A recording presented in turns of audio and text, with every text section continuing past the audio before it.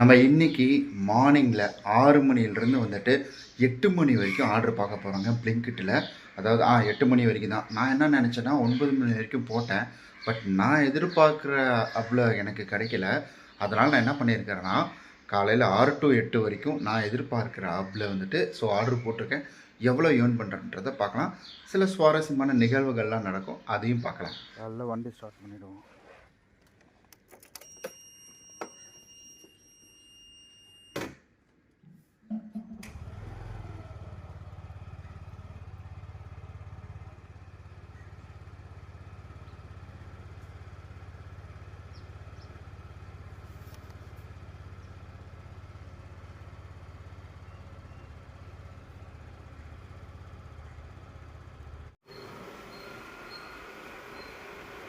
காலையில் ஹெல்மெட் நீங்களும் போடுங்க, உங்கள் பின்னாடி வர்றவங்களுக்கு ஹெல்மெட் வந்து பரவாயில்லையே. காலையில் போகிறது நல்லதாக இருக்குது.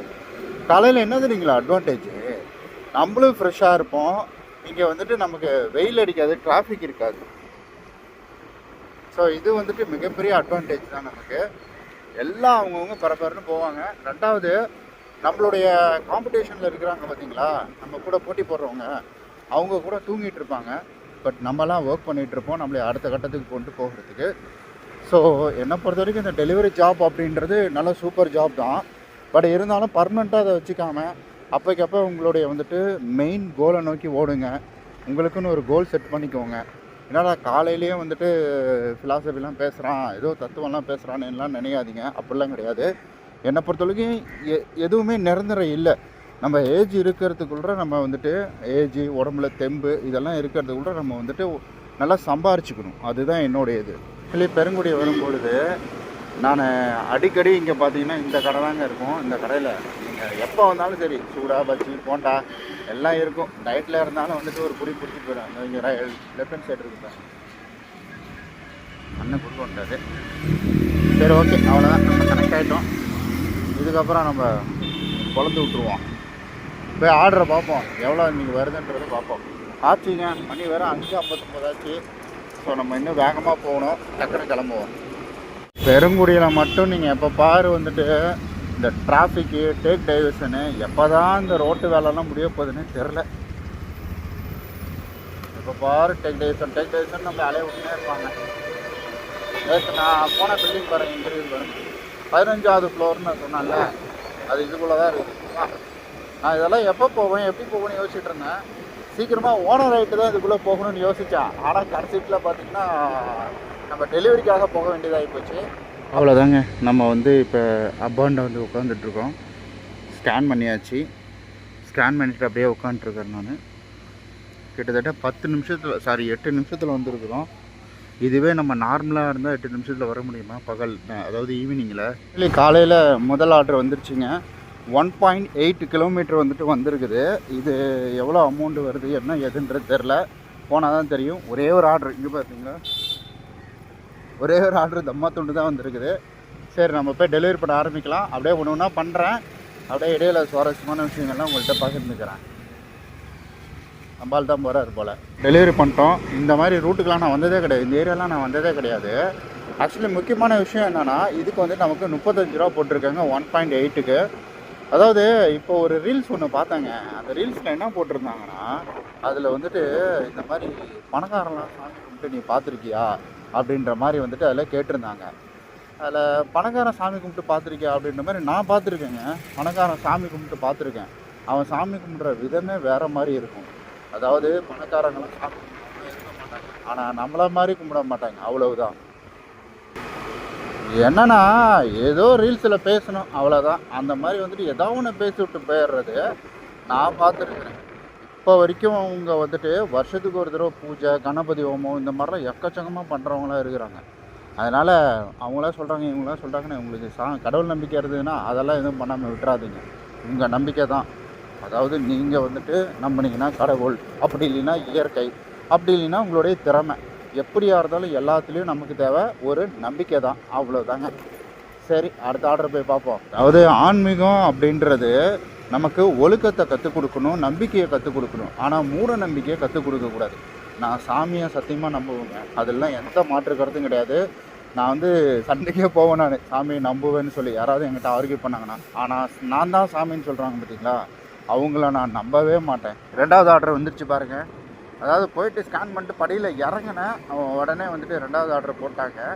இந்த ஆர்டரில் வந்துட்டு ஒரு விஷயம் என்னென்னா, இது வந்து ஓடிபி அப்படின்றத அனுப்பியிருக்காங்க நமக்கு. அந்த ஓடிபியை நம்ம என்ன செய்யணும்னா கேட்டில் கொடுக்கணுமா. அதாவது நம்ம ஆர்டர் டெலிவரி பண்ண போகிறோம்ல, அந்த கேட்டில் வந்து கேட்பாங்களாம். இந்த ஓடிபியை கொடுத்தா அவங்க வந்துட்டு உள்ளே அனுப்பிடுவாங்களாம். நேற்று கூட எனக்கு அந்த பெரிய அப்பார்ட்மெண்ட்டு போயிருந்தேங்க. அந்த பெரிய அப்பார்ட்மெண்ட்லேயும் என்கிட்ட ஓடிபி கேட்டாங்க. எனக்கு தெரியலன்ட்டேன் நான். ஓடிபியான்னு 2 தடவை கேட்டாங்க, அடுப்பாயிட்டாங்க போல். அவ்வளோதான். இப்போ நம்ம வந்துட்டு இந்த ஆர்டர் 1.6 கிலோமீட்டர் வருது. அதான் நம்ம வந்த இடம் தான். போன தடவை இதில் ரைட் எடுத்து போனோம், இந்த தடவை நேராக போகிறோம் நம்ம.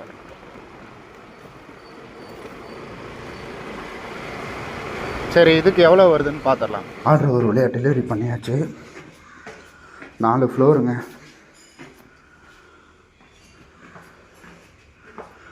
படிக்கட்டில் தான் ஏறினேன், ஏன்னா இந்த மாதிரி லிஃப்ட்டில் எனக்கு நம்பிக்கை இல்லை. அந்த 15வது ஃப்ளோர்லாம் அதில் எப்படியும் ஆள் இருப்பாங்க, ஃபோன் இருக்கும். இதிலலாம் ஒரு டைமாக மாட்டியிருக்கேன் நான். அதில் ஏற மாட்டேன். பட் இதுக்கு நமக்கு வந்துட்டு 33 ரூபா தான் கொடுத்துருக்காங்க. ஓகே, வண்டி எடுத்துருவோம்.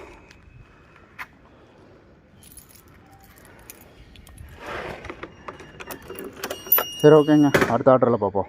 அதே ஏரியாங்க, அதே இடம், அதே ஏரியா தான். ஆனால் அது 1.9 கிலோமீட்டர் வருது. இதுக்கு எவ்வளோ போடுறாங்கன்னு தெரில, டெலிவரி பண்ணிவிட்டு பார்க்கலாம். இதுக்கு 36 ரூபா தாங்க போட்டாங்க. அடுத்தது டைம் முடிஞ்சிச்சு இல்லைங்களா, 7 மணி ஆச்சு. இப்போ வந்துட்டு என்னாச்சு பார்த்தீங்கன்னா, மறுபடியும் செல்ஃபி எடுக்க சொல்லியிருக்காங்க. எடுத்தாச்சு செல்ஃபி. ஆக்சுவலி எந்த தொழிலில் நம்ம சக்ஸஸ் ஆகணும்னாலும் சரி, நமக்கு ஒரு கைண்ட்னஸ் அப்படின்றது ரொம்ப ரொம்ப முக்கியங்க. அதாவது வந்துட்டு பொலைட்னஸ் முக்கியம். இது எப்போவுமே எனக்கு நான் அப்படி தான் இருப்பேன். நான் என்னுடைய வேலை பிஸ்னஸ் மீட்டிங்காக இருந்தாலும் சரி, இல்லை ஆஃபீஸ் மீட்டிங்காக இருந்தாலும் சரி, அங்கே இருக்கக்கூடிய ஹவுஸ் கீப்பிங் பர்சனாக இருந்தாலும் சரி, யாராக இருந்தாலும் சரிங்க, நான் கொஞ்சம் கைண்ட்னஸாக தான் பொலைட்டாக தான் நடந்துப்பேன் நான். அதுக்கெல்லாம் இப்போ தீனி போடுற வகையில் ஒரு விஷயம் ஒன்று நடந்தது. அதாவது நான் ஒரு வீட்டுக்கு வந்துட்டு டெலிவரி இப்போ கொடுக்க போயிருந்தேன் இல்லைங்களா, இந்த ஆர்டர் 39 ரூபா எனக்கு போட்டிருந்தாங்க. அந்த ஓனர் பார்க்கும் போதே தெரியுது, அவர் ஏதோ பெரிய பணக்காரர் மாதிரி நல்லாவே தெரியுதுங்க. அவர் அங்கேருந்து வந்து இறங்கி வந்து அவர் என்ன சொன்னார், நான் சொன்னேன், சார் இது கேட்டு ஓப்பனில் இல்லை, ஆக்சுவலி நான் கேட்டு திறந்து தான் மேலே வந்திருப்பேன் சார் அப்படின்னு வந்து சொன்னேன். அப்படி சொல்லும்போது வந்துட்டு அவர் என்ன சொன்னார்னா, இல்லைப்பா ஒன்றும் பிரச்சனை இல்லை, நீங்கள் அங்கேயே இருங்க, நான் கீழே வரேன் அப்படின்னு சொல்லிட்டு கீழே வந்து அந்த ஆர்டரை பிக்கப் பண்ணிட்டு போனார். இது எதுக்காக சொல்கிறேன்னா, அந்த நல்ல வசதி, ஏன்னா அவர் வீட்டில் இருக்கிற கார் மெர்சிடீஸுங்க, மெர்சிடீஸ் பெரிய கார். அது அந்த இடத்துக்கு போனாலும் அவர் நம்மள்ட்டெல்லாம் இது பேசணும்னு அவசியம் இல்லை. ஒரு டெலிவரி பர்சன் இல்லை, வெயிட் பண்ணப்பா கேட்டு திறப்பாங்க அப்படின்னு சொல்லியிருக்கலாம் அவர். பட் ஆனால் அப்படிலாம் அவர் சொல்லலை. அவர் என்ன சொன்னார்னா, நீங்கள் எதுக்குப்பா, நான் உடனே கீழே வரேன் நான். ஓகே, அப்புறமேட்டு தான் அவர் இன்னொரு விஷயத்தையும் சொன்னார். ஆக்சுவலி வந்துட்டு உங்களுக்குன்னு வேலை இருக்கும்ல, நீங்கள் போய் ஆர்டர் டெலிவரி பண்ணல அப்படின்ற மாதிரி இன்னொரு விஷயத்தையும் சொன்னார். இது என்னுடைய கைண்ட்னஸ், என்னுடைய எல்லாத்துக்கும் ஒரு தீனி அப்படின்ற மாதிரி அமைஞ்சிருக்குங்க. அந்த இதிலே முக்கியமான விஷயம் என்னென்னா, நம்ம வந்துட்டு சிலர்லாம் இடம் பார்த்து மேலே போவாங்க. இப்போ நேற்று ஒரு அப்பார்ட்மெண்ட் போனோம் பார்த்தீங்களா, 15ஆவது ஃப்ளோரு. நான் 15 கிடையாது, ஒரு ஃப்ளோர் கிடையாது, 2 ஃப்ளோர் கிடையாது, ஃப்ளோரே இல்லைனாலும் நான் வீட்டில் வந்து டெலிவரி பண்ணுங்கள், டோருக்குள்ளே அது கேட்டுக்குள்ளே வந்து டெலிவரி பண்ணுங்கன்னா பண்ணிடுவேன் நான். ஏன்னா அது என்னுடைய வந்துட்டு கைண்ட்னஸ். ஏன்னா ஆர்டர் போடுறதா அவங்க இதுக்காக போடுறாங்க, நம்ம போய் கொடுக்குறது தானே நம்மளோட ஜாப், ஒரு ஜாப் தான் நம்மளுக்கு. அதனால் அப்படி பண்ணிடுவேன் நான். அதனால் எனக்கு நிறையா பெனிஃபிட்லாம் நடந்துருக்குதுங்க. அதுக்காக தான் சொல்கிறேன். ஸோ எப்போவுமே நமக்கு ஜாபில் எப்போ வேணால் ஒரு நல்ல ஆஃபர் அப்படின்றது அடிக்கலாம். அதனால் எப்போவுமே பொலைட்டாக கைண்ட்னஸாக கொஞ்சம் ஹாப்பியாக இருங்க, அதுவே கொஞ்சம் போதுமான ஒன்று தான். இந்த ஆர்டர் ரொம்ப சொதப்பிடுச்சுங்க. அதாவது பேர் வந்துட்டு தப்பாக போட்டிருக்காங்க போல், ரொம்ப நேரம் சுற்ற விட்டுருச்சு. ஆக்சுவலி இந்த மாதிரி சுற்ற விட்டதுன்னா வச்சுக்கோங்களேன், ரொம்ப இதுவாகிடும். இவங்களுக்கு அந்த டோரில் பேரே இல்லை, அவங்க வேறு தப்பாக புரிஞ்சுக்கிட்டாங்க. இப்போ தானே நான் உங்கள்கிட்ட சொன்னேன் எத்தனாவது ஃப்ளோராக இருந்தாலும் போவேன்ட்டு. அவங்க என்னன்றாங்கன்னா, சார் எல்லோரும் மேலே வந்தால் சார் கொடுப்பாங்க, நீங்கள் ஏன் சார் இப்படி சொல்கிறீங்கன்னாங்க. ஐயோ மேடம், அப்படிலாம் கிடையவே கிடையாது, நீங்களே மேலே வர வேணாம் தான், நான் வரமாட்டேன். மற்றபடிலாம் வந்துட்டு நான் எத்தனை ஃப்ளோர்னு மென்ஷன் பண்ணிட்டா ஃபோனே அடிக்க பண்ண கொடுத்துருவேன்.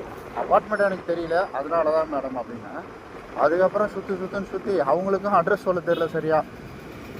அவங்க நான் ட்ரேட் சென்டர் தான் சொல்லிட்டாங்க, நான் அங்கெல்லாம் போயிட்டேன் நான். இப்படி லேட்டாக நம்ம போகிறதுனால ஆர்டர் நமக்கு வந்துட்டு ஸ்கிப் ஆகுங்க.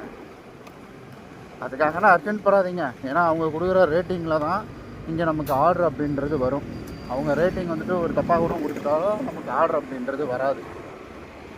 எனக்கு தெரிஞ்சு இந்த ஆர்டர் டெலிவரி பண்ணுறதுக்கு லேட் ஆகிடுன்னு நினைக்கிறேன்.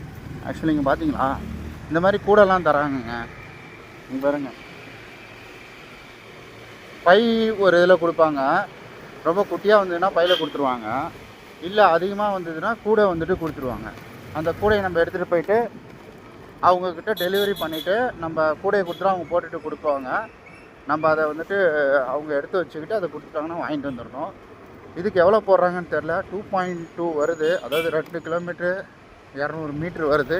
பார்ப்போம் எவ்வளோ வருது, எவ்வளோ போடுறாங்கன்றதை பார்ப்போம். இல்லை இங்கே ஆர்டருக்காக நம்ம வந்துட்டோம். அதாவது 6வது ஃப்ளோர் சொல்லியிருக்காங்க. நம்ம ஆர்டர் போட்டால் தான் இதுவாக வருது. இங்கெல்லாம் ஆர்டர் போட்டால் கொஞ்சம் ஃப்ரெஷ்ஷாகவே வருது. இந்த லிஃப்ட்லலாம் ஏறுவாங்க. ஏன்னா 6வது ஃப்ளோர்லாம் நம்ம போனோம்னா வச்சுங்க ரொம்ப இதுவாகிடும். ஏன்னா இந்த மாதிரி இருக்கிற அப்பார்ட்மெண்ட்லலாம் என்ன செய்வாங்கன்னா கொஞ்சம் மெயின்டைன் பண்ணி வைப்பாங்க. இல்லைன்னா செக்யூரிட்டி யாராவது இருப்பாங்க, அவங்க மூலிமா நம்ம போயிடலாம். அது எனக்கு மட்டும் ஏன்னு தெரில. இந்த மாதிரி லிஃப்ட்டில் ஏறும் பொழுது அந்த ஷார்ட் வீடியோலாம் வரும் பார்த்தீங்களா இன்ஸ்டாகிராமில், அதுதான் ஞாபகம் வருது எனக்கு. ஏன்டா என் மைண்டு போட்டு அப்படி யோசிக்கிறதே தெரில. இல்லை உங்களுக்கு இந்த மாதிரிலாம் ஆர்டர் பார்க்கல யோசிப்பீங்களா? கொஞ்சம் தெளிவாக சொல்லுங்கள். அப்பா ஓகே, இதுக்கு எவ்வளோ வருதுன்னு பார்க்கலாம். வச்சு போங்க. அதாவது ஆர்டர் டெலிவரி பண்ணி வச்சு பாருங்க, எவ்வளோ பெரிய பில்டிங் இல்லை. ஆக்சுவலி ஆர்டர் வந்துட்டு டெலிவரி கொடுத்துட்டேன். பட் இருந்தாலும் இதுக்கப்புறம் போய்ட்டு 8 மணிக்குள்ளெல்லாம் போய் ஆர்டர்லாம் பார்க்க முடியாது. நான் அப்படி தான் எப்போவுமே படிக்கட்டில் தான் இறங்குவேன். மோஸ்ட்லி ஏறுறது சீக்கிரமாக ஏறுவோம், இறங்குறது கொஞ்சம் படிப்படியாக இறங்கி அப்படின்ற மாதிரி தான்.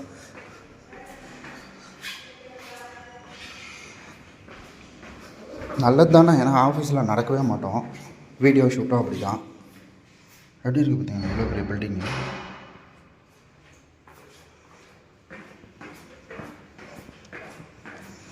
ஓகே காய்ஸ், ஆக்சுவலி காலையில் லாகின் பண்ணி இப்போ வரைக்கும் நம்ம என்ன பண்ணியிருக்கிறோம்னா 240 ரூபா ஏர்ன் பண்ணியிருக்கோம்.